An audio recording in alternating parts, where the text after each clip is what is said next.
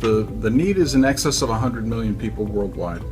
Back when we started doing this in the year 2000, the World Health Organization and the United Nations Foundation told us somewhere between 20 and 25 million people need a wheelchair, can't afford one.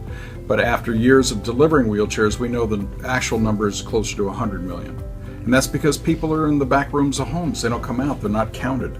And in many cultures, especially Asian cultures, it's considered a curse to have somebody with a physical disability, so they don't want people to know that they have them. And so people get hidden away, and it's really an amazing thing, because the second we give them a wheelchair, it not only changes their life, but every member of their family.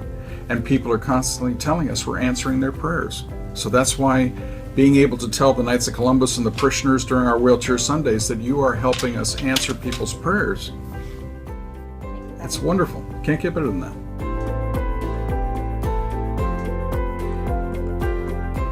Well, the hard part is getting the people to jump on board and get involved. So the Knights Councils, that's easy. That's wonderful, because we've been doing it with Knights of Columbus all over the world for years, for over 15 years now.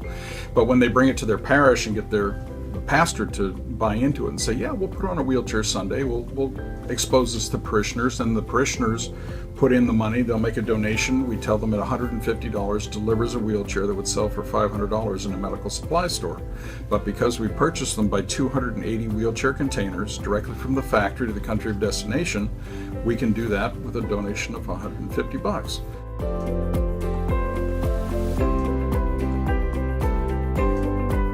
So we work with local Knights Councils to help identify local needs, retired priests and nuns, veterans, veteran family members who can't afford a wheelchair.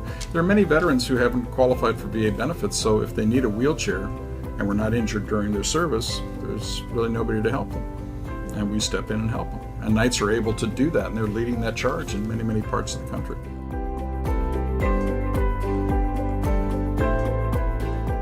Impossible. There are so many, but little girl in China, we gave her a wheelchair in Guangzhou, China, and through the interpreter she told us, this wheelchair is like a ray of sunshine that warms my heart. Of course, we're all in tears. And there are just so many times that things like that have touched us. We were in Panama, a young boy with cerebral palsy who was rather high functioning said that what he wanted to do is he wanted to share his favorite Bible verse with us. And so would we please sit down and let him read it to us?